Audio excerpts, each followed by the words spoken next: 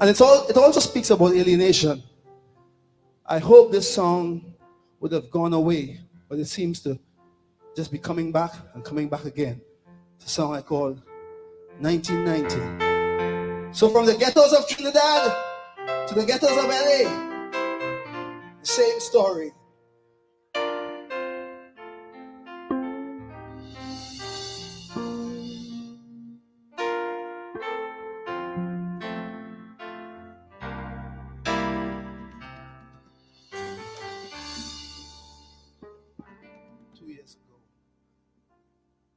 Nuclear warhead,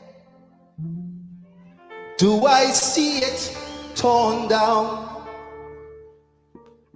And there's an army in retreat. I see the old colonials of Europe now become united. And that word, perestroika, it fills the streets.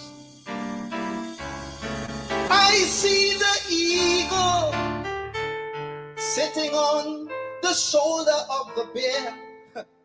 Or maybe it's the other way around. Is this the calm before the hellfire? Or is our tomorrow really heaven bound? But 1990, the blood still flows in Bogota, and from Beirut to Johannesburg, the river don't stop. 1990, third world children still wander in their boats, in their jungles, in their deserts, until they dry. It is strange. The more we change, the more we rearrange. Everything just seems the same as we move into the next century. 1990, please make a liar of me. Oh, oh, oh. Oh, oh, oh, yeah, yeah.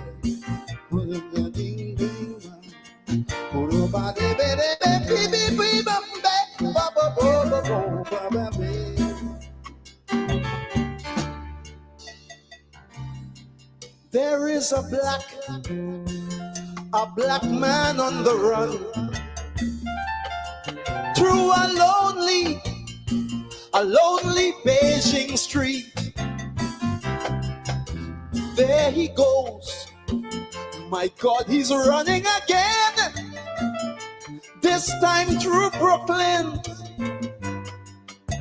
Howard Beach. And there he runs again through the streets of Soweto and Bensonhurst. And I'm saying, Lord, so the story goes. And the ghostly man from the past, they call him Selma, Alabama. He just shrugs and says, deja vu, I suppose. 1990. Will our children stand firm, or will they keep running and running and running till the end of time? 1990. Will hands of love ever reach out, or will they be there just to strengthen the crime? It is strange. The more we change, the more we rearrange. Everything just seems the same as we move into the next century. 1990, please make a liar of me. Oh, oh, oh. Oh, oh, oh.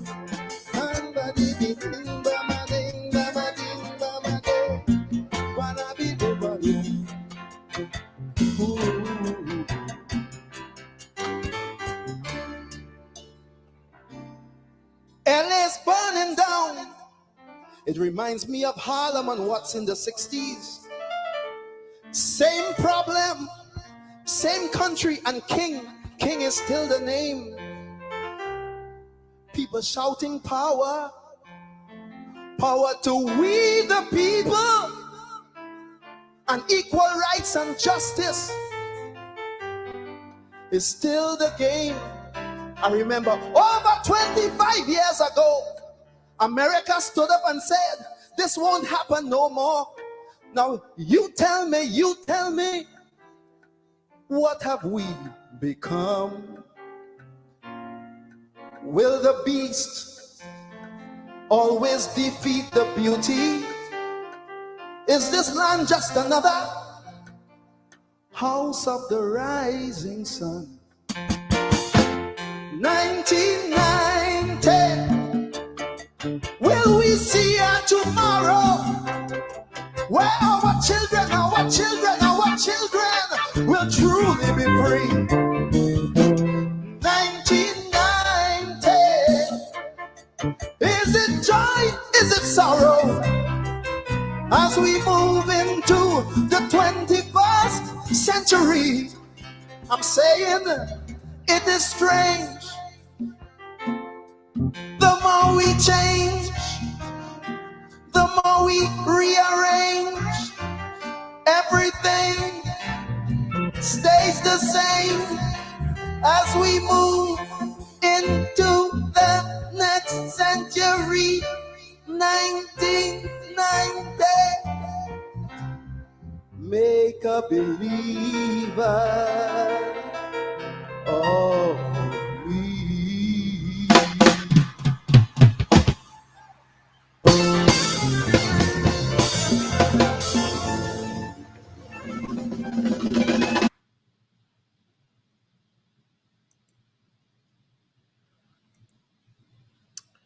Oh, well, good evening and welcome to this evening's edition of Politics 101. Busy Friday. I want to welcome all of you. I see my brother, Aubrey Paul, the man at Swank from Buxton, Middlewalk. And, good friend of mine, my classmate. I was in the neighborhood in Buxton a couple of weeks ago there and trying to figure out the neighborhood, with all these big houses that's going up now, all the little lots, they're gone, and Aubrey and the Paul clan, and I used to be part of that family. To hang out there in Milwaukee, trying to figure out where Miss Sarah used to live, and so on and so forth. Oh boy, those are days gone by. The power of the village, the village is a particular organism. It's a particular organism. People ask you to this day how you know the entire village. Because when you live in a village, you know the whole village. All the little lots, who live here, who live there, who used to live here, who used to live there, and so on. Good evening to all of you. Good evening to you, Terence Beaton. I see Sister Linda, Cookie, boxing back down side. I see Sister Lynette, them twin girls, my sisters, them. Friendship in the walk. Good evening to all of you, Sandra Goodluck Semple. Good evening, Kirk. Good evening to you, Donna Joseph. Good evening to you, Abidea Monroe. Good evening. Good evening to all of you. Saturday being a very busy Friday. Sorry, I don't know why I'm thinking Saturday. My brother Vibert White, the man from Grove on the East Bank, welcome to this evening's Politics 101. Sister Daniel Booker Company, Boxing Baghdad inside Market. The Bookers are a fixture in Buxton. And want to welcome all of you down. Quite a day today, busy day.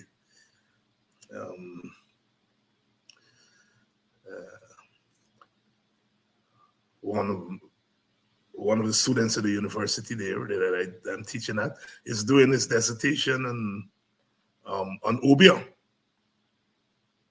comparing obeah with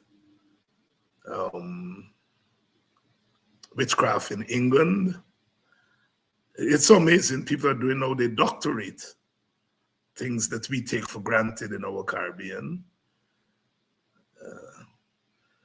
So we had that dissertation committee today and to look at where student is with his work. They're doing their doctorate now and things that we take for granted, Obeah, he's looking at obeah in the British Caribbean and look at the laws and all that stuff now they're doing. All the stuff they're doing. Good evening and welcome to Politics 101. I notice President Ali, Irfan Ali, you all get vexed with me for calling me president. Irfan Ali is in the United States trying to make the rounds before the Guyana conference has been organized by Rickford Burke. He's there making the rounds. They say that we are not making a difference. We are making a difference. He didn't plan to go, There was no plan to go up to America, but Rickford Burke organized his conference and he decided he got to go up and respond to Rickford Board Conference. That's what you make them. Part of politics and part of what is power is the ability to make people do things that they would not normally do. So he's up there, before he left, we're making progress. David Rudder, 1990, Please Make a Liar of Me. It's a classic, David Michael Rudder. And let's take another minute of David Rudder. Another minute. Take it in. Take it in.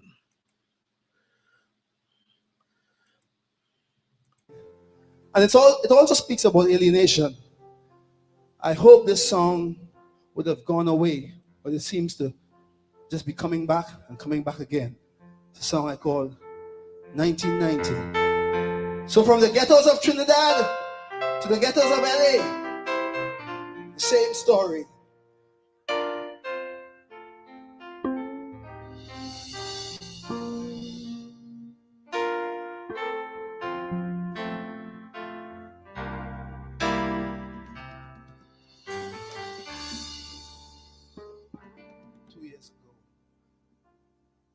Nuclear warhead, do I see it torn down? And there's an army in retreat. I see the old colonials of Europe now become united. And that word, perestroika, it fills the streets. I see the eagle sitting on the shoulder of the bear. Or maybe it's the other way around. Is this the calm before the hellfire? Or is our tomorrow really heaven bound? But 1990, the blood still flows in Bogota, and from Beirut to Johannesburg, the river don't stop. 1990, third world children still wander in their boats, in their jungles, in their deserts, until they dry. It is strange. The more we change, the more we rearrange. Everything just seems the same as we move into the next century. 1990, please make a liar. 1990, please make a liar. Please make a liar of me. David Rudder, David Michael Rudder there.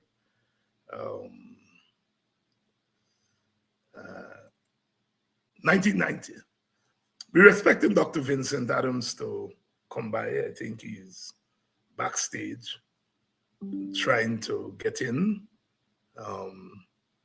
Dr. Vincent Adams is expected to be here for us to talk about some of the lies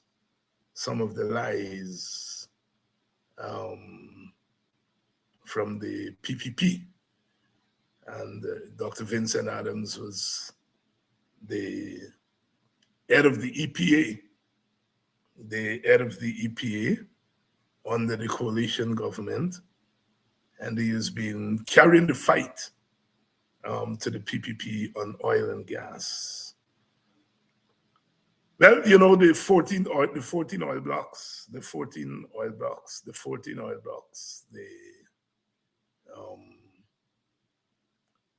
the auction went off, and they have 8 bids. They were expecting more than that. We're going to talk about what that means for the oil and gas industry. We're going to ask Dr. Vincent Adams a little bit about that. They were expecting more bids. I wonder what happened. The economist, Professor Clive Thomas, is going to be here, I think, on Monday to talk us through that. We noticed the IMF and the World Bank, they're talking about adjusting the exchange rate of the Guyana dollar. That's something that is being there and thereabout. We're going to talk to the economists about that and to see what that means for us going forward.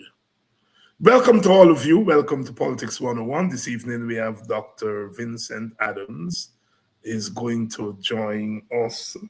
Dr. Adams is going to join us this evening, and we are going to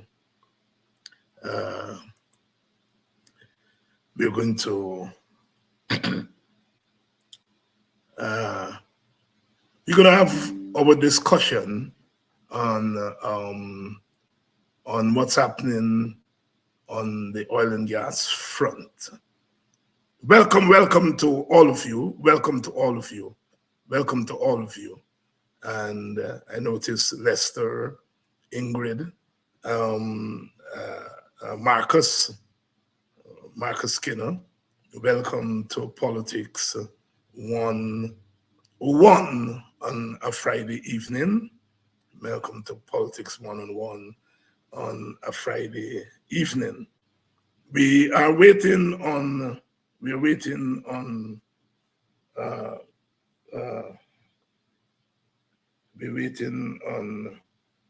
Dr. Vincent Adams to join us. We're waiting on Dr. Vincent Adams to join us. Yeah, Dr. Adams, we're waiting on you.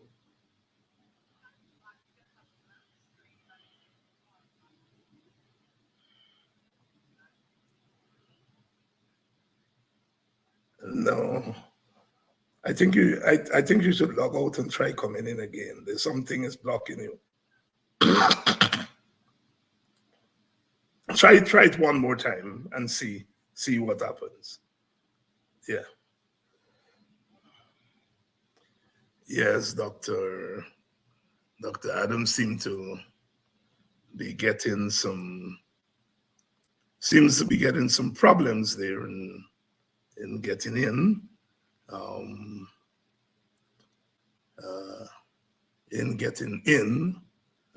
But we're going to sort it out. We're going to sort it out, and we're going to sort him out, and we're going to sort it out and try to get him in as quickly as possible because he has a lot to tell us. He has a lot to tell us this evening, so we're going to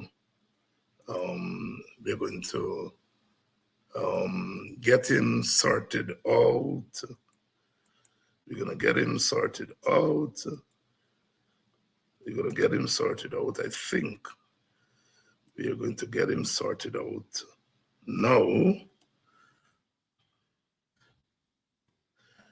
Gonna get him sorted out now.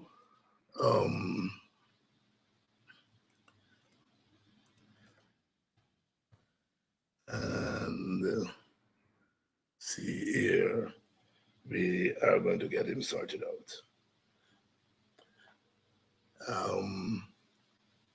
Yes.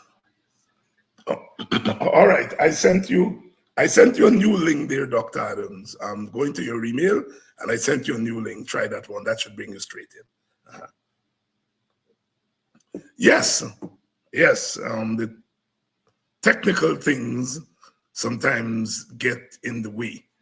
But yeah, Ali's up there in New York trying to do damage control, but the damage has already been done. They've taken the country to the brink. The United States have them to come to power, and now they feel they're in power. They have no need to engage the United States anymore. And the United States is saying to them that, you need to come together with the opposition and get the country moving. And they're not budging. They're chatting back to the Americans. They're chatting back to the Americans. They feel that they've been put in power, and that's what happens. They've been put in power and they feel they can say anything now and do anything. The Americans are telling them, look, you need to work with the other people. They represent half of the population, but they think that they are big for their boots and so on. But that's what happened. That's what happens when you do regime change. The beneficiaries of regime change tend to get comfortable. They feel they can think they're turning now on their own. So they eventually had the auction, 8 bids. We don't know what all of that means, but Dr. Adams is here with us. So let's bring him in. Dr. Adams, sorry about the technical glitch. Here you are. Good evening and welcome again to Politics 101. Good evening, Dr. Hines. It's always a pleasure to be with you and your wonderful audience. Imagine, I'm supposed to be the technical guy who understands technology, but it's not it's not working out that way. Yes. Tell you what, Dr. Adams, we sometimes we have had a problem in the Caribbean in the sense that we often do not appreciate what comes out of our own system, our own process, our own people. I remember in the old days when you and I were youngsters, our novelists and poets had to go up to England to get recognition and Yep. so forth. And you know, somebody like yourself, you've been working tirelessly on this question of oil and gas, on this question of environmental control, and trying to locate our industry within the context of best practices. And you know, sometimes we take it for granted. Just for the purposes of our audience, give us a sense of not your certification and so on. I mean, it's obvious. I mean, you're Dr. Vincent Adams, that you've done the work, and I know that your doctorate is not wasn't bought anywhere. It's not an honorary doctorate, it's all of that kind of stuff. Not that honorary doctorates are bad, but you got people who got honorary doctorate using it as though they work for it, you know? And that's the problem. It's not the honorary doctorate, it's the problem, is the way in which people who have been given that doctorate, they then use it as everything. Talk to us about your experience you're an engineer, and talk to us about your vast experience in oil and gas, so that we get a sense that when you engage the Guyana situation, you're not engaging it as a rookie, right?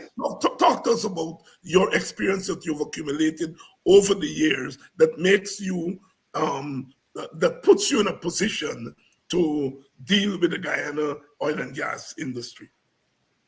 Hey, thanks for the opportunity there, Dr. Hines. I always like to preface that with a perspective. And I listen to your programs all the time, and the one program that really almost brought me to tears was that program on poverty.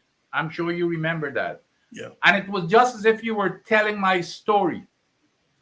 And that's what drove me to who I've become. I grew up in a place called Christianborg. It's on the west bank of Linden, where the only thing of value that people thought we had, and you spoke about the ghettos. I mean, imagine in Linden, that was the ghetto of Linden. The folks from the Mackenzie side never even want to come across the river for the myth that they're going to be beaten up and robbed. And the only thing we had was the cemetery. So I came from that perspective. And then in my latter years to go to school, in Georgetown and UG, I lived in Alwyston. So that has been my formative life. And I have never moved from that. So that's what was within me. We worked hard, we worked with honesty, and we came out there. And your words were, you may come out of the ghettos, but you come out with dignity and honesty and understand what you've left behind, and you never forget where you came from. And that is why even when I came up here and I achieved, I was one of the first graduates of the University of Guyana, the first School of Engineering graduates that came out from the University of Guyana to start the Guyana Water Authority. There were 12 of us who started the Guyana Water Authority. So I got into, and I was the well drilling engineer. So I personally, and well, not personally, but my task, I was the drilling engineer who drilled all the wells from the Demerara River to the rest of the eastern part of the country. So all the wells that on the East Coast, the old wells, that even Georgetown wells, the South Prime well, the UG well, the Victoria well, the Region 5 well. I drilled, I'm sure that there are more wells, and I'm hopefully that my wells are still working. But anyway, so I got into that subsurface, into drilling wells, except that it was a smaller scale, which is groundwater. So I got interested in petroleum. Naturally, you go to the next stage of petroleum. And then at the same time, there was a petroleum boom. So when I left Guyana and came up to the US, I went to one of the top four schools in petroleum engineering to well, I did a geological engineering course in groundwater hydrology, which again is the advancing in my groundwater and drilling wells. But then I decided to do my PhD in petroleum engineering at one of the top 4 schools in the United States of America. And it so happened that my wife got pregnant with a third kid. I finished all my coursework, so I got basically, and what you, as you know, an ABD. Yes. Uh, Yes. All but dissertation. That's right. That's right. And I mean, the our company were paying a lot of money, and I said, hey, why do I need to stay in school? And so what the university did, they gave me like 6 years to come back and finish because again, it was all ABD. So I went and I worked for the American Oil Company, which is now Amoco, which is now BP, British Petroleum. So I worked there as a senior petroleum engineer, and I was the what is called the reservoir expert in all of West Texas, which West Texas now happens to be the other field that Exxon has focused on. The Exxon has 2 big fields now, Guyana and the West Texas field where I was. Now, one of the working this, I was a reservoir engineer, a senior reservoir engineer, meaning I was responsible for all the reservoir stuff. And in doing that, as a matter of fact, I was one of the pioneers in developing new technologies for enhancing more oil recovery.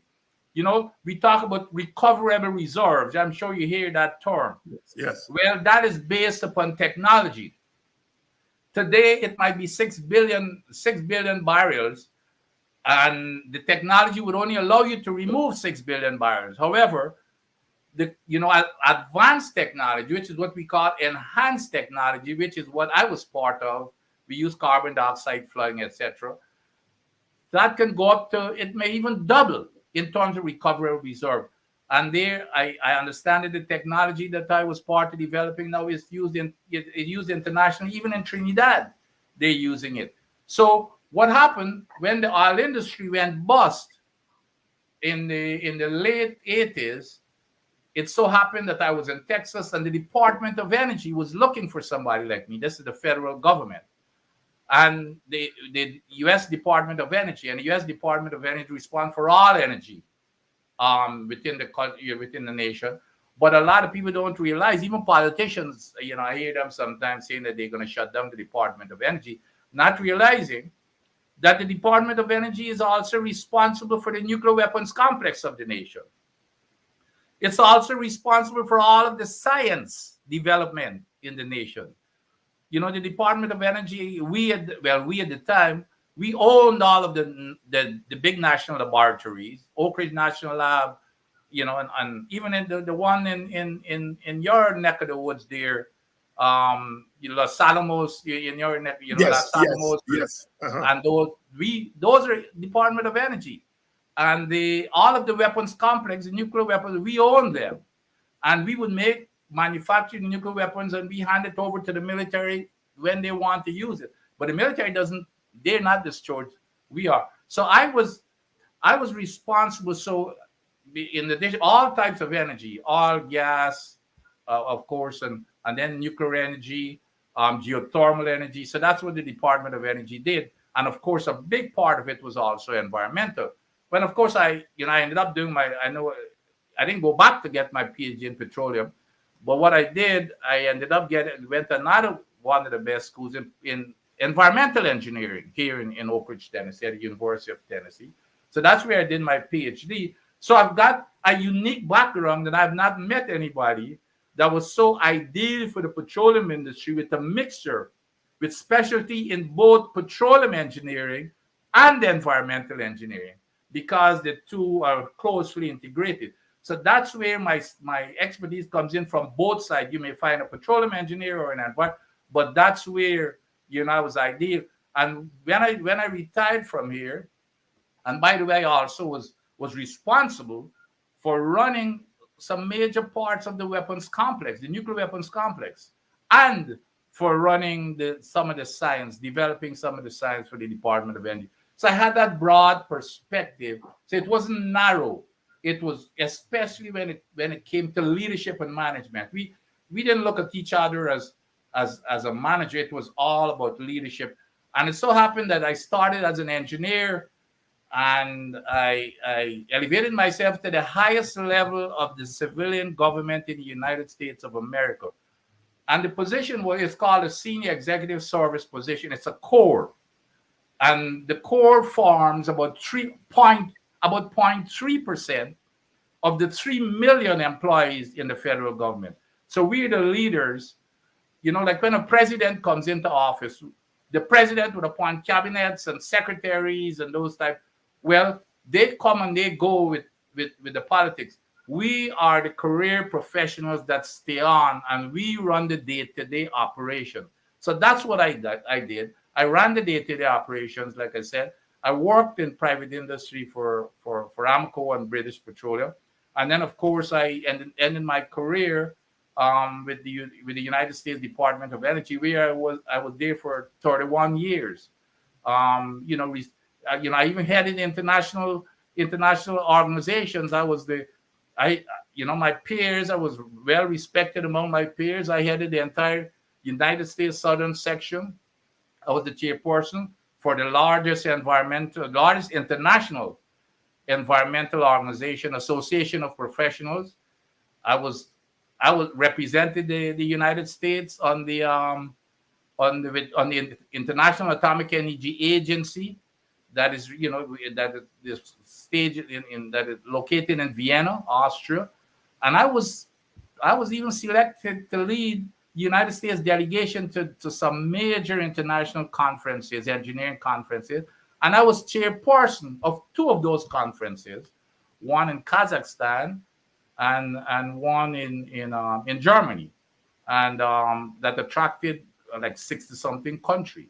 So it was this broad, and it's not only technical but the leadership part of it, broad technical background. So here is a kid who came from a poor background in Christiansborg and Albaiston, and I was able to make it. So I was always dedicated, even when I was with the U.S. Department of Energy. For almost 2 decades, I headed the Linden Fund USA, which was one of the major hometown associations. So I was in Guyana 3-4 times every single year, bringing down medical missions, education workshops, etc. And it was all voluntary. I was working even with the past government, So I was always dedicated to making sure that the folks who came from where I came from should be able to achieve. And it's about opportunity, Dr. And you talk about that all the time. It's not where you come from. And that is what disturbs me more than anything else when I see a government just disregarding, you tearing down poor people's homes. How more heartless could you get? Putting them out in the street. And then even the vice president in his press conference, I almost fell out of my chair, Dr. Hine, just a couple of weeks ago, when he was questioned about these projects that they're spending money on. You know what was his response? I don't know if you picked that up. He said that all the opposition could talk about is to feed the people. And I thought I thought I didn't hear right. And then he said it again, which means that here we have a leader that is saying that he's against feeding the people. And of course, he has shown that he's against housing the people. When you go into these poor neighborhoods, you rip their little whatever they have. I don't know even if you call it's a house to them, which is a sad state of affairs in a country like Guyana that is supposed to be the richest country on this planet. You don't want to feed them, nor you don't want to house them. However, the 10%, the top 10%, they're getting the hog of this all money and all whatever money it is, while over 50% or even more, because 50% of the people live on less than $5 a day. I don't know how they do it, Dr. Hyde. So that is where my heart lies, and I will never stop. I've made that commitment. I will never stop doing what I do, because it's because of that village where I came from. I used to be beaten. I remember one time, Dr. Hines, and I go around North America and even England, They honor me. Sometimes I give speeches, and I always tell them about a teacher by the name of Hector Pirates. I'm sure that you probably know his brothers, the Pirates. Yes, yes, yes, yes. Michael And and Michael and that's yes. right. Yeah. And Hector, never forget, was in primary school taking you had these scholarship classes. They put a few of the bright kids to take scholarships and stuff like that. And I remember in the parallel class in the scholarship class was an extra lessons thing, but you did. And in the regular class, I brought third place. And I'm walking up to get my prize. And you know what he did? He said, bend over. And he gave me a benching for bringing third place in class. There you go. And but when you look back, that village that raised you, you know, I came out today. I was the first person from Linden, one of only two people from Linden to represent the country at cricket. I played in the national cricket team, and it was because of two young teachers that I had. They played I played cricket with them every day. But guess what? At nights, I have got to go study with them, or else I can't play the next day.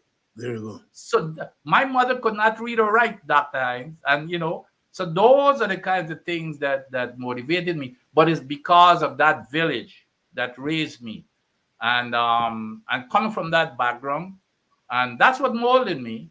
So everything that I accomplished, it's not about me.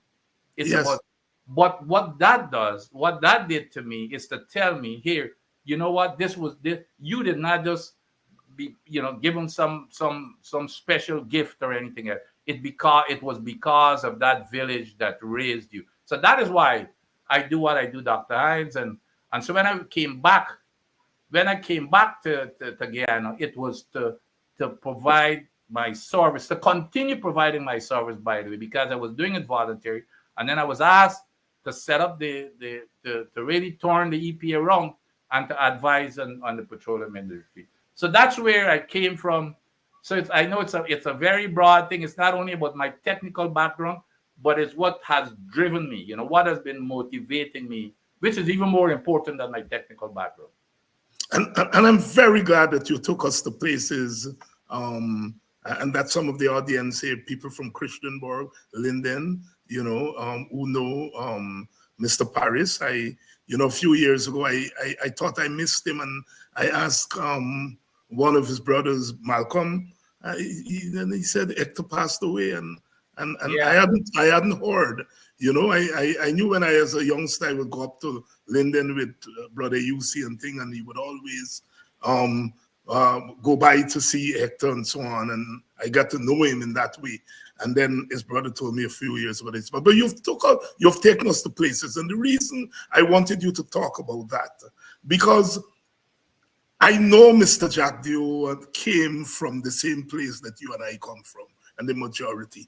He comes from the bowels of poverty, and he knows that. What is the defining and differentiating factor is power, and how we deal with power, because we all come from the nigger yard of yesterday, leaping from the oppressor's hate, as Martin Carter says. All of us come from there, and some of us say all we talk about is feeding people. And Yes.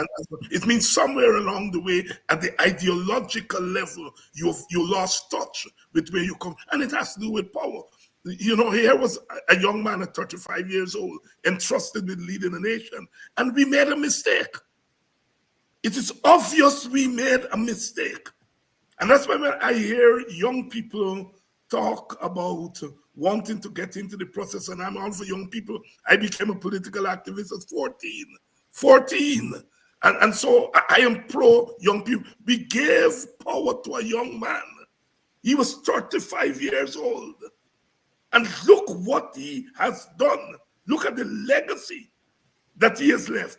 And so I wanted you to talk your story.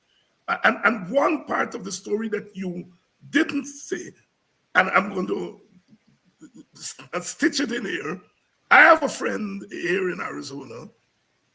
He's Indian Guyanese. He's a Munsami from Quarantine, Kildonan. And he saw you on my program a couple of years ago. And he said, I saw Uncle Vincent. So I said, Uncle Vincent come you, uncle, you know.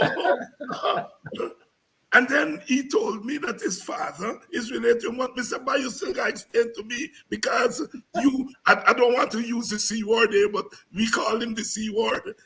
You are a C word boy. Oh, Uncle Vincent is you, uncle. And then he explained to me that your mother is Indian. My mother is Indian. As a matter of fact, my mother and I, the same individual. My mother was a Munsami. So that's the part. You're right. That's an important part that I speak about all the time.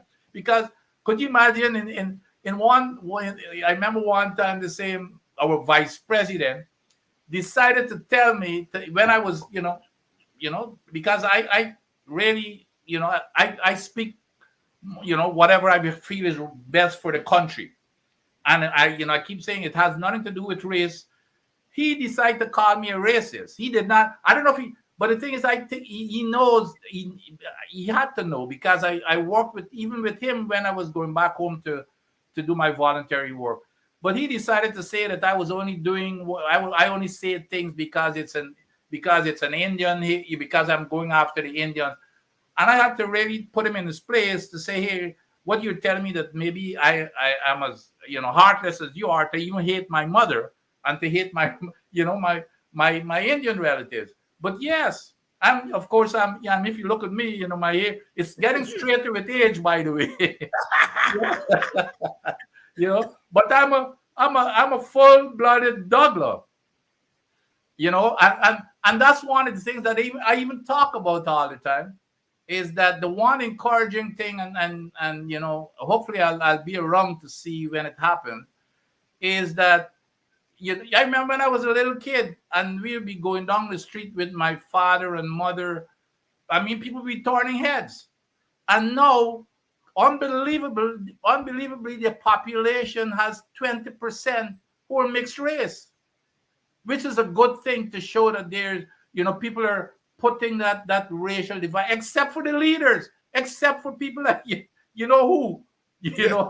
But hopefully the newer generation are going to come along with new leaders to make sure that, I don't know when it's going to happen, Dr. Hines, but I think we have to depend on our younger generation to come, and because it's really deep-seated right now, and it's manifested in such a transparent or bare-faced way that it nobody cares if you're in power. Even though it is that measly 51%, if you will, it's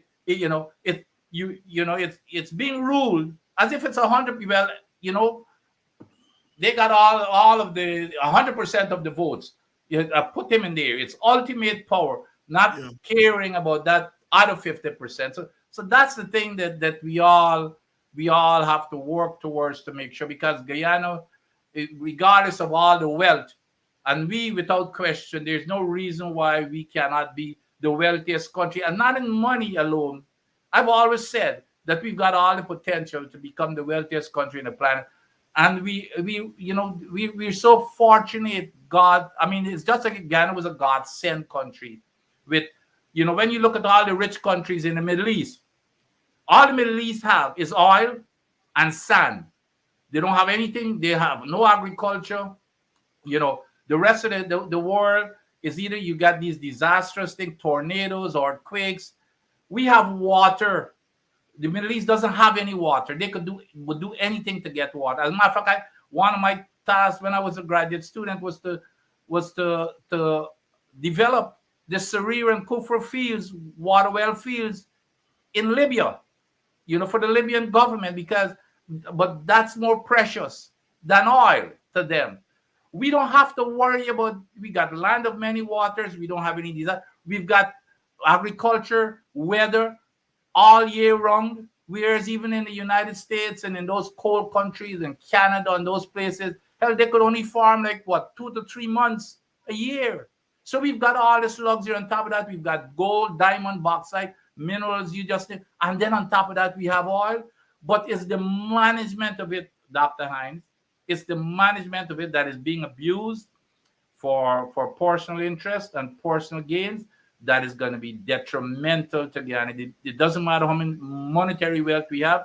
Guyana will never achieve its riches without the human part of it. A real one Guyana, not Guyana for one set of people. A real one Guyana. That's the only solution, and that has to be done first before we can get to the next level of calling ourselves rich. Yeah, and Dr. Adams, I'm so glad that we are having this kind of chat here tonight, because I think it's important to instill in our people a progressive sense of where the world is. We've always been progressive. We had to be. We were tearing down the walls of enslavement, the walls of slavery. We are tearing down the walls of indentureship. We are tearing down the walls of colonialism. And you have to do that because you're progressive. You develop a progressive instinct. You develop a nationalist instinct because you couldn't beat slavery as the individual. Individualism couldn't bring down slavery and indentureship and colonialism. So as Guyanese, as Caribbean people, we have that collectivist instinct that allows us to see and hear things that those who don't have that collective instinct can't see and can't hear. And so someone like yourself who had the opportunity. Now, we could have lost you to cricket. You opened the batting with Roy Fredericks, and you could have gone on to become a cricketer and then a cricket a manager and so on and so forth. Now, cricket would have gained the world of science and so on would have lost. But in typical Guyanese and Caribbean, you got injured and you pivot to something else. So by the time you're at the top of your game, you are bringing the cultural instinct from sport, the scientific instinct from your professionalism, and the sociological instinct from being born in Christiansborg to an Indian mother and an African father in Christiansborg, Linden. You see, and when you put all of that together, you create a particular type of citizen.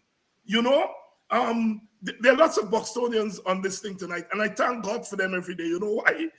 Because they will never allow me to be a big shot. Never did. Oh my God, they will never allow me to be a big, even if I wanted to. You know, So I think that is what people like Jack Dio lacked. They lack mothers and sisters and brothers who said, I am going to hold on to you and make sure you do not become an SOB. That's right. All right. I think that's what those fellas don't have.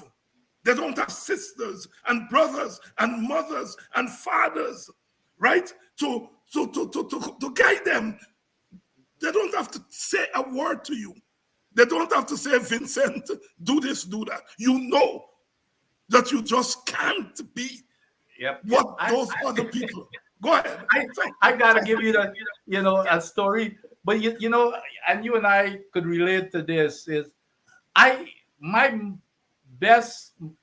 get my best comfort when I'm in that community. Like even when I was in Guyana at when I was head of the EPA. Almost every weekend I used to be up in Linden. You know where I used to go hang out? At those corner cake shops. And you would never recognize me from anybody else. And so everybody knows me as Vincent or Vince or whatever it is. But that's where I feel comfortable. So when I got to the EPA, I don't know if you know where the EPA building is. It's at Sophia, right at the mouth of Sophia. Yes. So behind, so now as soon as I got there, so of course I said, I want to walk through Sophia to see what's in our neighborhood. Oh, that drove the security and the staff and everybody crazy. They said, no.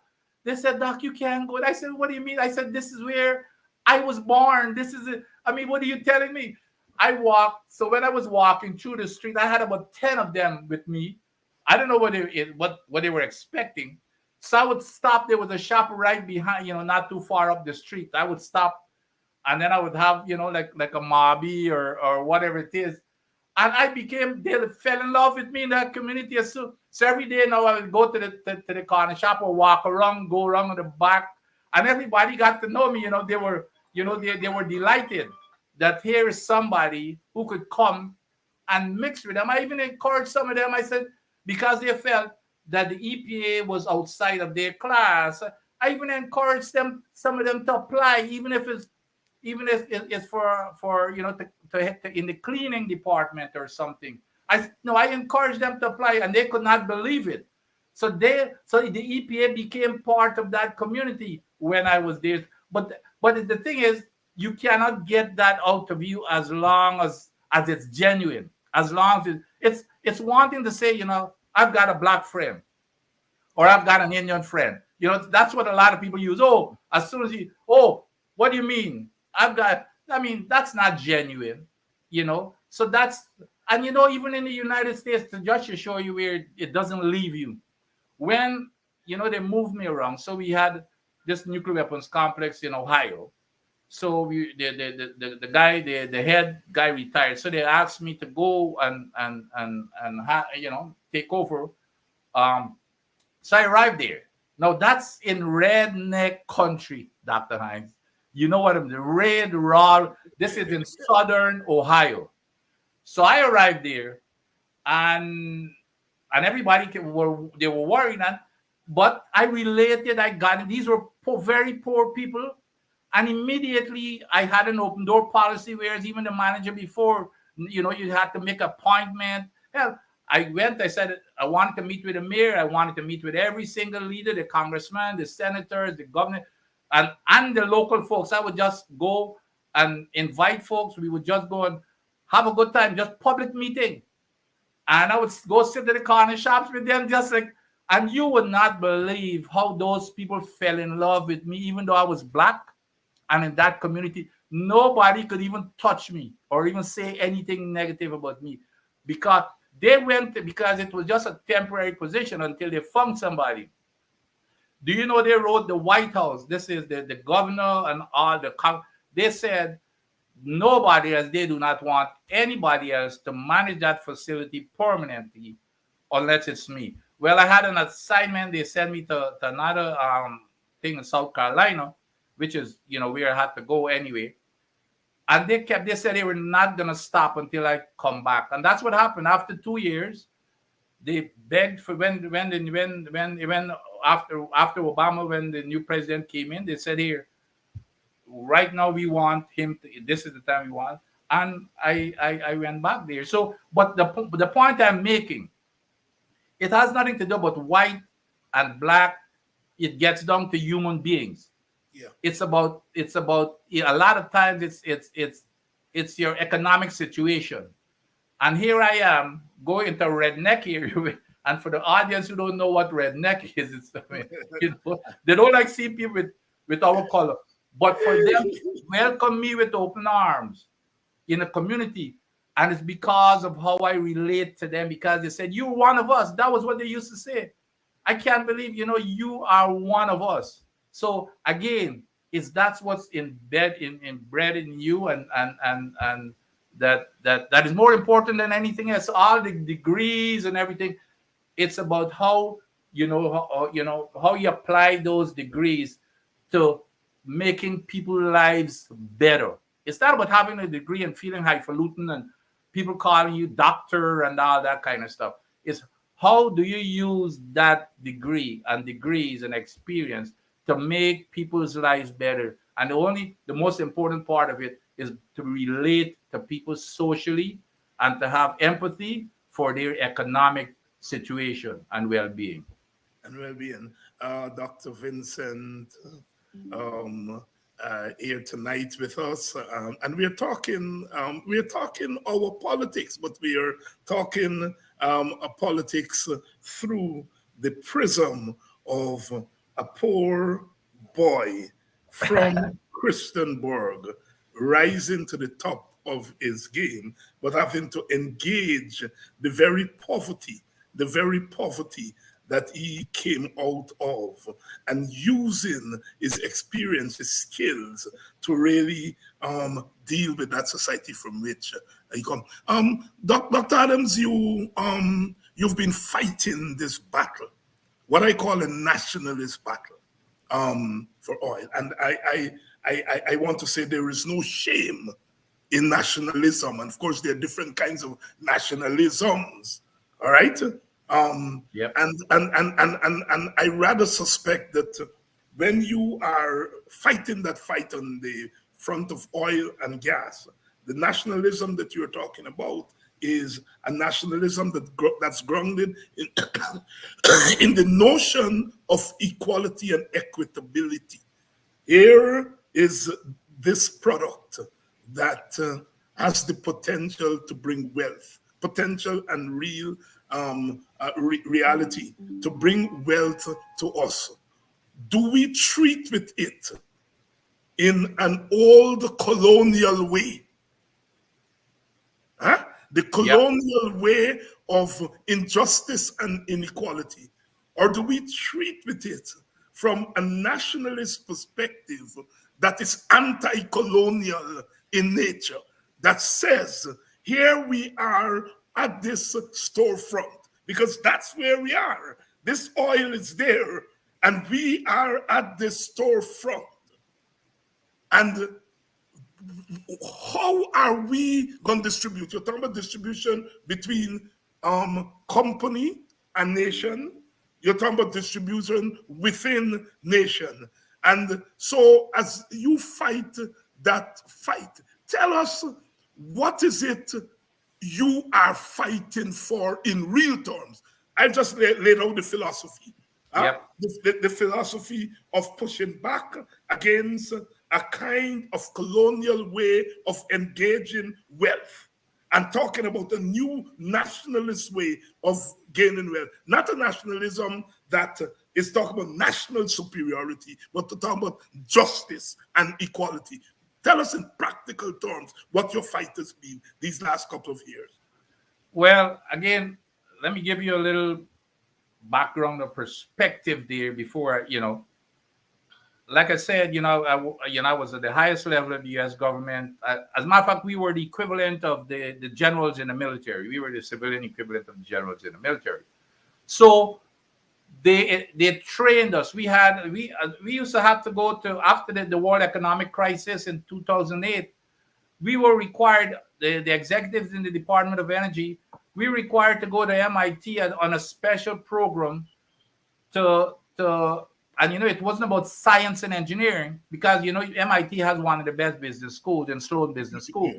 So we had to go there every 6 months for like 2 weeks and spend time with all of the executives, the Exxon executives and the Chevrons and all of the executives in the big companies, the big American companies. We go there and hang out and have, just to ask them what attracts them, what make them tick in terms of investments, etc. So the course, and it was about, what it was about? It was entitled, How Do We Make America and Keep America Competitive and on Top of the World? So here, even though I was an engineer, it was all about how do we keep America competitive. So we studied all of the countries across the world. So that was what the program was. But we did it in a combination with these folks. One of the things, and then of course I manage all of these chairmen, the Rutledges and all these guys who come to Guyana and run our country and drive fear in our politicians. They were the ones who had to kowtow to us when we say jump, they say how high. They never question anything when we tell them to do it. As a matter of fact, we, in every single contract we had, in that contract to say we could terminate their contract for convenience at any time. As a matter of fact, I had to do that at least once. We are terminating a big major company's contract for convenience. So one of the things that I used to hear, Dr. Hines, which is what really drove me, especially when I came back again. You know, you would go there and sit down with some of these guys drinking a beer and stuff. And a lot of them, because like the Exxons, they're spread out across the world. You know, we had assignments all over the world. And these guys, while we'll be drinking, these guys would start talking about how in Africa or Caribbean, how people are so stupid and what they're getting away with. And that, I'm telling you, that used to register so deep in me. Mm-hmm. Because they used to come and basically what they're saying, I cannot believe, you would not believe what we're getting what we're getting away with. And everybody were just a bunch of dumb fools in these countries that they go in. So when I decided that's what drove me in the first place to wanting to come back, and especially when oil was discovered. So when I came back there, that is how I put Exxon. That's another session. But that was the reason why Exxon didn't have a choice. I told them, if you do not go along, for example, with the full liability protection for a spill, you're gonna produce a barrel of oil, not one drop of oil as long as I'm there. They started threatening, well, that's not within the contract. I said, I don't want to hear anything about a contract. You will not produce one drop of oil unless this happens. And so that's how they went along with it. But of course, as soon as the government changed, they kicked me out, and they tried to throw that away by of course they went to court, and they got slammed heavily by Judge Kissoon. You know, hopefully it's gonna stay that way with but the point is, you know, they take advantage of us. One of the things that happened to Dr. Hines, and getting back to the colonial mentality, mm-hmm. based upon what I just told you there, I was probably, I don't know if I was the only person, but in 2015 when oil was discovered, I was asked to review the 1999 contract to see what needs to be changed for us to sign that, you know, this new contract. I submitted a 12-page document. And you know what was told to me by the then government? That I am too tough on Exxon and I will drive them out of the country. And I did it because of my knowledge, which I knew. I said, here, I'll bet my life. They ain't going no place. This here is their lifeline to get out of their financial crisis to begin with. And furthermore, especially what's projected as what's the recoverable reserves here, they ain't go of high quality crude. But that was what was thrown back at me. And every single issue that is being raised right now, Dr. Hines, it was raised in that 12-page document that I wrote. Okay? And so those are the kind, so from both perspectives, from the investors, the foreign investors, they come in, they still view us as subservient. So they come in and they believe that we're a pack of fools, so we accept anything. And on the other side, we ourselves still view them as probably our colonial masters. Whatever they say, you know, the white man comes in and whatever they say is gospel. And folks like me now, a normal Vincent, you know, comes in, oh, he just hang out in the corner and these places. Doesn't mean anything. I'm just still an old, right? You know, even though these same people that they're talking about even had to report to me, you know, and I even thought, you know, well, not specifically these folks, but people of their you know, in their caliber and kind. So we've got it from both sides. We've got the colonial mentality from our these folks who come in and want to invest. They believe that we're a pack of fools. I'm telling you, firsthand, I used to be hearing these things. And then on the other side, in my personal, you know, like I told you before, I was told that I'm going to drive Exxon out to the country. And in the meantime, all I was trained in the United States, hell, I grew up professionally in the biggest, capitalist country. As a matter of fact, as one of the leaders, like I said, who runs the operations of the U.S. government, we were trained to produce as much as possible to be competitive in the world, but you had to do it following the rule of law. You had to do it following and doing with all of the checks and balances, and you had to be there. You cannot even think about being corrupt. I could not even accept a sweet drink from a contractor. We had these inspector general's office that was independent of the agency basically, and they were open 24/7 where anonymous calls can come in, and if you're caught taking anything from a contractor, you're going to be held accountable. But it's a free for all in Guyana. So that's the culture that I grew up in, and that was the reason why I really wanted to bring all of that experience back together and to change the mentality. And at EP, I only spent 20 months there, Doctor. And trust me, it was like a sea change at the EPA. With these things that I'm telling you, I inculcated the work culture and the corrupt behaviors and everything. I stopped it and cut it out. And so we can do it. It's just a matter of. And the one thing I remember when I was starting the EPA, the board members told me, they said, well, Dr. Adams, you're coming in here with these idealistic kind of thing, but this is a different country. I said, people are people, human beings are, and I'm glad that most of the PPA were young people. Dr. Hines, within a few months, that entire culture changed. People used to be coming in at 9, 10 in the morning and leaving, and you see to get out to the parking lot, they're tripping over each other at 3 o'clock. But all of that changed.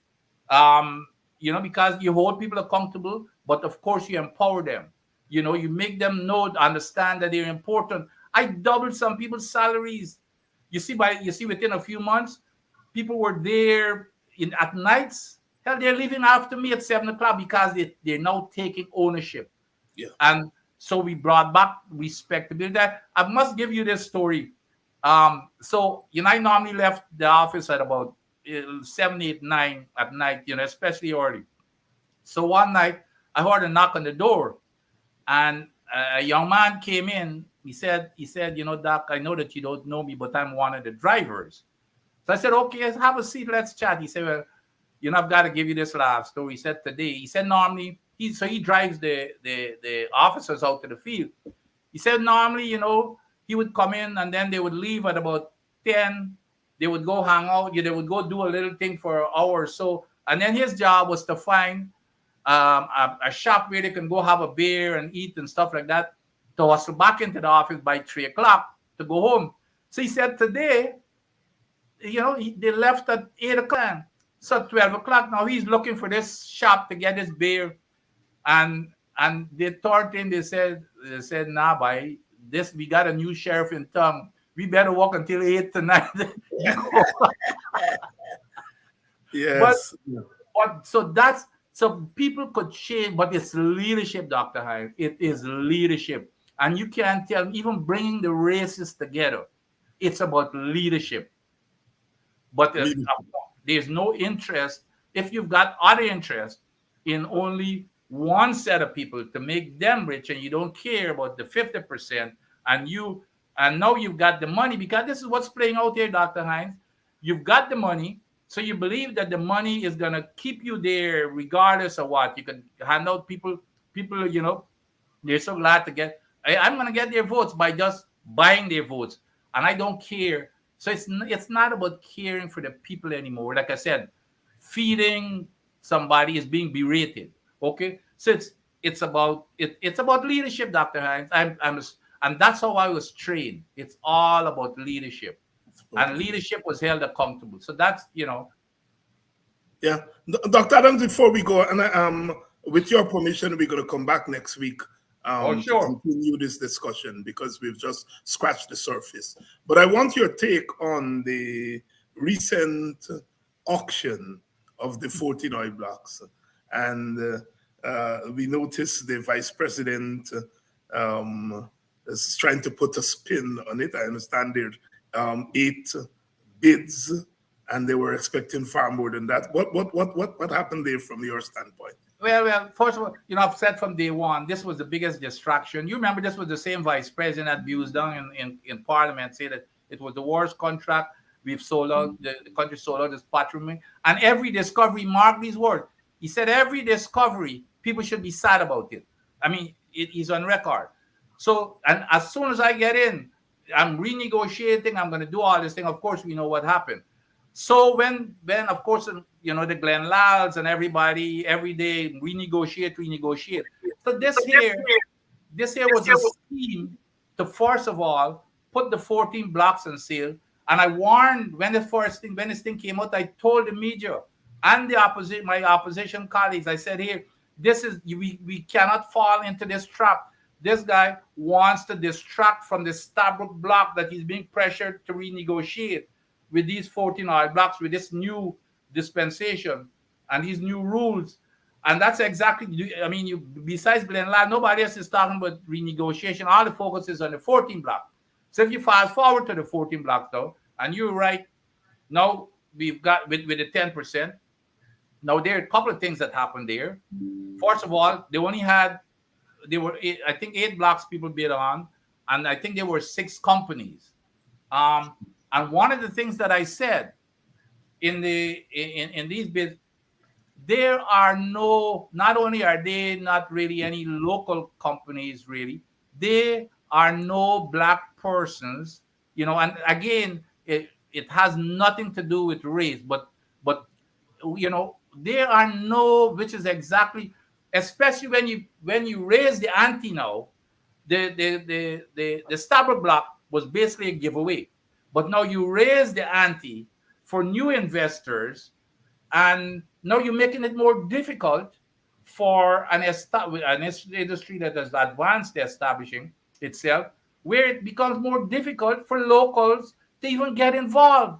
Yeah. So you're even making it worse. And then the other thing is, what's interesting, Exxon is bidding on one of those blocks, which means even at this high, the higher royalty and the more challenging everything else, they still see an opportunity for profit, which is what I said. If you had put 50% royalty, I guarantee you, Dr. Hines, they would have still bid in it. So here we've got 2%, and they're getting away with it and making all these excuses. But 10%, they're willingly jumping to bid in it. And the other thing is, by the way, I don't know if you play the stocks and stuff like that, but put your money wherever you see Exxon is bidding, because Exxon has they know where that oil is in those 14 blocks. So you watch where Exxon is going. They've got the data. They're not going to go bid on a block. They've got the seismic data and all the details based on all the wells that they've drilled. They're the ones with all of the knowledge in those blocks. So if you invest in the ones that Exxon is bidding. So this whole thing it started out as a big sham to distract, but nevertheless, it also, the most important thing is that it has priced out local folks completely, which should never be the intent. It should be the opposite. They're producing much more in terms of barrels than they're supposed to produce. Yes. And theoretically, that is supposed to bring more revenues to us. No, well, to start with, Doctor, I remember I told you to follow the rule of law. Yes. That's a dangerous thing, because the environmental impact assessment, which is the Bible of the industry, you never exceed that. That's where you do all the studies. And these things can take over 2 years and those type of things. And what that defines, the most important aspect of the EIA is to define what the safety limit is. The environment, the EIA says specifically, and it was published, the page was published here just a few days ago by the Kaieteur News. It says the exact word, the safe operating limit for Liza 1 is 120,000 barrels per day. Do you know what the Liza 1 is operating at? 155,000 barrels per day. Meaning they've exceeded the safe operating limit by about 30%, And on top of that, on the other side, they are refusing, which, by the way, that makes it dangerous to cause an oil spill, because stuff, you can rupture the pipe, you can rupture on the pressures and everything else. That is why you set that limit. But on top of that, on the backside, even though you're enhancing the opportunity for an oil spill, you do not want to cover it.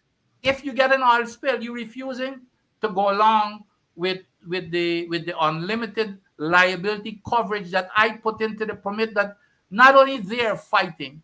I mean, how could the government be going along appealing that decision along with Exxon against its own people and against its own law? It's mind-boggling, Dr. Hines. It's really mind-boggling. And this has nothing to do with politics. This is not about politics. Because the whole point is, when I was there, they had agreed to it completely. And as soon as I left, the government and that was one thing about Granger and his government. He never interfered in anything that we did at the EPA. And the EPA did everything that we told them that they had to do. And when after I left, all of that went to naught, and it became lawlessness. With the government support. Dr. Vincent Adams here on a Friday evening, really turning it on. We're going to bring back Dr. Vincent next Friday. Friday is going to be his day for the foreseen period, because we're going to be tracking. You know what we do on this program? We're going to be tracking with Dr. Vincent. So he doesn't come here 6 months later and tell us what happened 6 months ago, because we are moving into a critical period. Elections are coming. They're going to try to manipulate the industry. They're under pressure from the Americas on the question of governance. So we are going to be monitoring what's happening in the oil and gas industry against the backdrop of the governance challenges that this government is engaging. And if you follow the Kaito news, where Dr. Adams appears very often, he's constantly having to correct the lies of the PPP. And they lie a lot. Dr. Vincent, why? Why they lie so much about gas, oil and gas? To me, and like I said, I'm not as politicians, as savvy politicians as most people, but you don't have to be. You don't have to be to see why. It's what they always used to tell us when I worked for the U.S. government, Dr. Hines. So this here's my short answer: follow the money. Money. Follow the money. Okay, and I will say no more. Follow the money. That's what it means. Follow the money. Look at Dr. Hines. Look at who. Look at, first of all, who are the ones who are cleaning up on these contracts, right? Look at who've got all the shore bases. Look at Jetty, for example, across the river. Yes. Where you're tearing down these poor people home because you want to build a shore base. You're building an island right in the mouth of the Demerara River, disrupting all the ecological systems and everything, tearing down all the mangroves. It doesn't matter. You're gonna put some. You look at the gas plant in the middle of the most developed area in the country, where 90%, probably going to be more than that, of the commerce comes through. Traffic in the water, everything is congested in them. If something happens, and by the way, their response plan, there's no particular response plan to respond to a spill, which is the CDC, the Civil Defense Commission, who was responsible for putting that together. I was at EPA, Dr. Hans. I know what a CDC, what a plan, a response plan looked like, and this thing was not even come close. I refused to sign it on behalf of the EPA. It was that bad, and it was not only me, Dr. Hines. This guy Gulsaran, the general. The Auditor General. The what? Anand Gulsuran, who used to be the I think he worked in the Auditor General's office. The Auditor General said the same thing when they looked at that plan. I think that was after I left. So we do not have, first of all, we do not have, they're not following the rules in terms of putting mitigative actions in place to prevent the spill. They're enhancing it by exceeding the safe operating limit defined in the EIA. And on the backside now, they do not have a proper spill response plan, nor liability coverage to cover a spill if it exists. But they're going ahead. They're building shore bases. They're building. Everybody is getting into the action, or one set of people are getting into the action. So to get back to your question, like I said, it's very simple. Follow the money. So follow the money and see where and to whom the money is going. That's the answer to your question. That's the answer to the question, Dr. Vincent Adams. Thank you so much for coming on to Politics 101 tonight. And we're going to work to get you back here next week so that we continue this discussion. Thank you very much. Thanks, Dr. Hines, and thanks to your audience for listening. Appreciate it. And thank you, our audience, for staying with us. As usual, our objective on this program is to expand the conversation and to ensure that the conversation feeds in to a narrative that has as its outcome a just and equitable Guyana. That's all we're talking about here, a just and equitable Guyana. We're at this critical juncture in our history, where we have the opportunity to correct a lot of wrongs. But if we are not vigilant, this opportunity will slip away and it will compound the wrongs. We will then be talking about the legacies of slavery and indentureship and colonialism, and then the legacies of the petro state, the bad legacy. And we don't want the bad legacy, we want the good legacy. Yes, there is opportunity for development. There's also the opportunity to protect our country, at all levels. We have a government where stick broke days, old people say so, stick broke days, but we have to keep on top of it and continue to advocate, continue to protect and defend what we have, and continue to expose. In the process of exposing, we are putting on the table something new.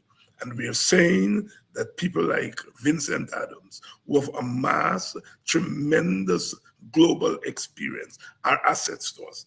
I always say that small countries, we don't have leverage when we sit across the table with Exxon. But if you have somebody who worked with the likes of Exxon before, sitting across the table from them, we have not leverage, but we have historical memory. We have people who know what's coming before they fire it off. And that's always a plus for us. All right. Thank you all again. It's Friday. Relax a little bit for the weekend. And I'm going to see you all on Monday. Professor Thomas is going to take up the coverage on these issues of economics, these issues of oil and gas. We have to come at it from all perspectives. Glenn Lyle comes at it from his perspective. We come at it from another perspective. The distributive aspect, the contract aspect, the protection of our environmental aspect, they're all critical. It's not one or the other. It's all of them. All of them. Having a 65% growth rate is important. Something to brag about. It has consequences. It has consequences. You're asking, Dr. Vincent said, follow the money. Where the money is going. Where the money is going. When I tell my students I'm from Guyana, you are from the fastest growing economy in the world. what comes with that. The IMF and the World Bank are now saying that we are in the top bracket. There's certain categories of loans we cannot access, which means the takings we are getting from oil will have to pick up that slack. And that is why it is important that we keep on top of these people. There's no separation here. No separation of the environment from governance. No separation of governance from the economics. No separation of the economics from the culture. They're all connected. And the president is in the United States of America trying to defend the record of its government because the gaze of the world is on our country. And we have been doing some work in sensitizing the world to the real Guyana. This 60-something% growth rate is not happening in a place with no history, a place with no culture, a place with no politics. It is happening in a real place with a real history. And all the burdens that we have brought with us over the last 3 decades or so, we are placing those burdens on the oil and gas industry. And we have to prevent the oil and gas industry from becoming victim of what bauxite became. Bauxite became the victim of a nepotism, bad governance. Sugar. Look at how they're using sugar. We have an opportunity now to make sugar work for us. But they're prepared to kick sugar down the road as a political football. Because they have oil and gas, they're taking that windfall and spending it on their pet political project. Because sugar for them is not about sugar workers. When sugar workers come up against them, they give the signal to the police, beat them and strip them, even though those sugar workers vote for them. Callous people. Callous people. Those sugar workers voted for them. But I said to my East Indian brethren, when the police was beating and stripping black people, you all remain silent because it's your party. And now they're stripping your own people. You are forced to remain silent. It's a terrible state of affairs, but we can change it. Because human beings are not robots. We come from places. We come from Christianburg. We come from Port Morant. We come from Boston. We come from Den Amstel. We come from Tiger Bay. We come from places. We are human beings with souls. We make mistakes. We have biases. Our politics sometimes blind us from seeing objective reality. But at the end of the day, if we are human beings, we are able to make judgments as human beings. Nobody's talking about those sugar workers that were stripped under their own government. All those who are prattling about democracy. Democracy also is about whether human beings have the right to their dignity. You can't tell me about a democratic government under which the police, in order to take mugshots of people, have to strip them. But they're able to do that because they were stripping other people and we said nothing. When they stripped Africans, we said nothing. When they violated Amerindians, we said nothing. And now they're stripping us. There's nobody to say anything for us. Pay attention, my brethren and sisters. When I fight for Africans, I'm not just fighting for Africans, I'm fighting for the dignity of all Guyanese. All Guyanese.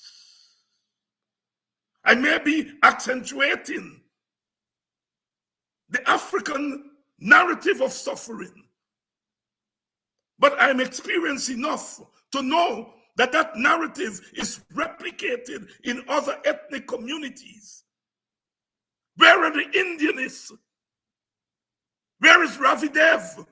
Where is Vishnu Bishram? Where is Betaram Ramarak? Where are the Indianists to speak out about these Indian sugar workers who were stripped because they asked for severance? I don't know whether they're right or wrong from a trade union perspective and all of that. I'm not an expert. But I'm saying there are citizens that are making demands on the state. Don't be opportunistic. I hear them talking about the Sugar Welfare Fund and that Burnham spent it on the National Cultural Center. And they're asking the successor government, this government, to recompense Indians for what the Burnham government did. Fine. It's not an issue that I know much about. And if the money was for Indian people, Burnham was wrong to spend the money unilaterally on other things.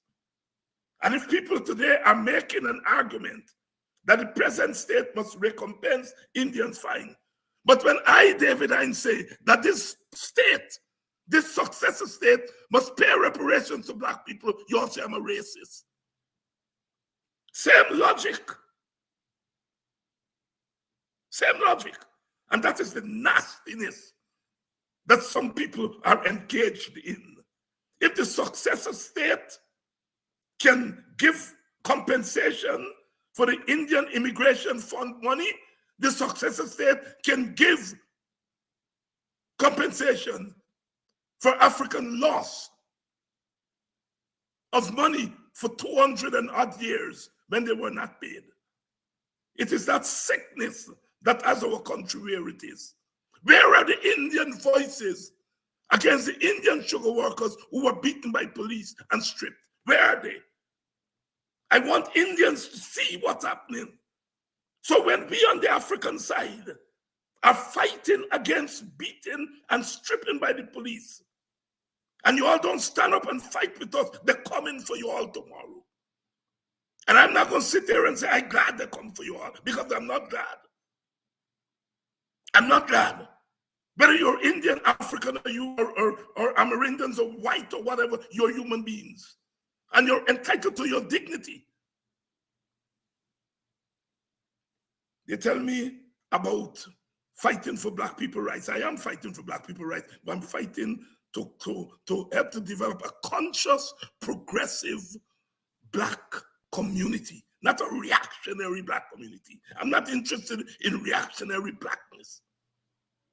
I'm interested in a Black community that is conscious of its civic responsibility, its cultural responsibility, that is progressive, not reactionary. And I think if we create a progressive Black perspective, a progressive Black approach to politics, that it can have a domino effect. Because ultimately, it's a progressive position that we want. When Vincent Adams and others are fighting on the environmental front, I use the word nationalist, and I use it in a progressive sense. These are not the days when the third world had no exports. We now have exports. We now have exports. So we come in peace here tonight. We're going to go in peace, and we're going to come back in peace to continue this struggle. Irfan Ali just discovered that handouts are bad. Handouts are bad. They're now saying their own Indian supporters are greedy. That's what they're saying about the sugar workers. They're greedy. Their own people. It just shows you their perspective on the world. Now he goes to BBC and say handouts are bad. Yet it's the very handouts he was using in the Black community to get votes. When it's handouts to their friends, their rich friends. As Professor Thomas reminded me today, it's a leg up, not handout. But when they give something to poor people, they call it handouts. That is why we got to be conscious. Because they're not giving us because they like us. They're giving it to us as political expediency. And then when they go before white people, they tell white people, look, we know that that thing that we doing, giving them handouts don't work. They're assuming that we're not hearing them.